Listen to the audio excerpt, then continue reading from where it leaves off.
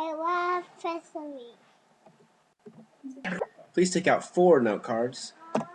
The first question on your note card is understand how the power of the federal government was strengthened during the era of good feelings. The first thing is the Second National Bank of America gave the federal government power to control the money supply, not the states.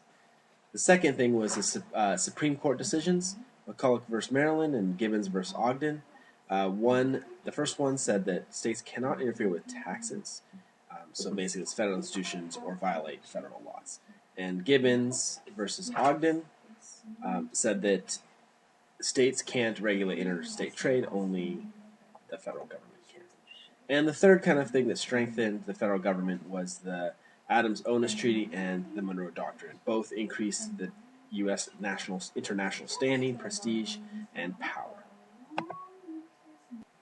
The second note card is tracing the rise of Andrew Jackson and the main events of his presidency. There's kind of 4 main events that you need to know for your test. The first is Andrew Jackson becoming president. And this is important because democracy has expanded, including more people, white males, in conventions instead of caucuses, and then the fact that they just kind of focused that it wasn't just the rich and the wealthy that should be involved in politics, but the common man. And the second thing is he also instituted a spoils system. The second kind of main event was a nullification crisis, and the South claimed they could nullify the tariff of 1832, specifically South Carolina. They threatened to secede if the national government tried to enforce this tariff.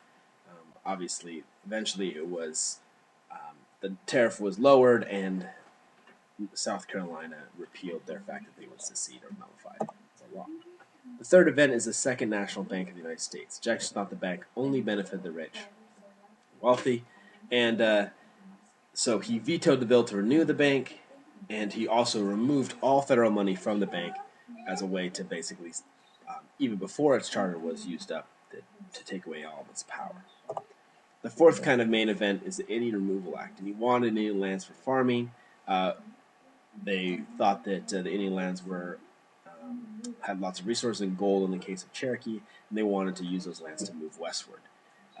This forced removal of Native Americans from their ancestral lands, and the kind of culminating act was the Trail of Tears. Around 4,000 Cherokees died on this journey. So there's a couple things. First, we're going to talk about national issues, then we're going to talk about international issues.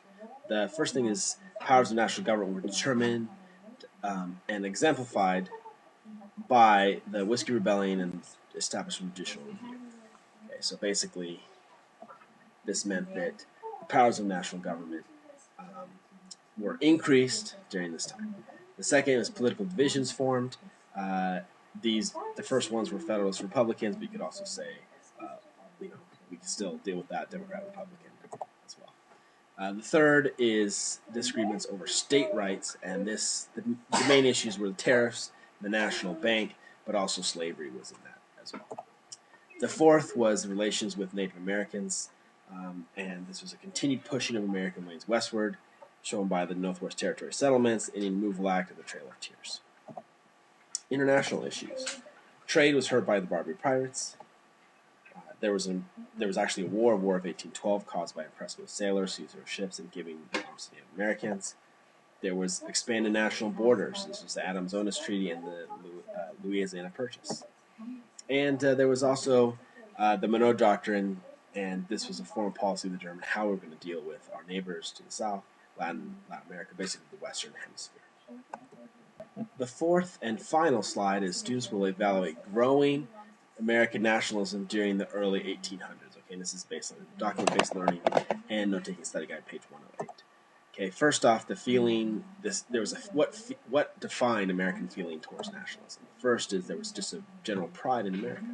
Okay, the second was expansion. The third was the War of 1812. Infrastructure also tied them together, defined the American nationalism, growing pride in our country. Okay, and then democratic reforms of the age of Jackson also increased our nationalism and pride in one's country.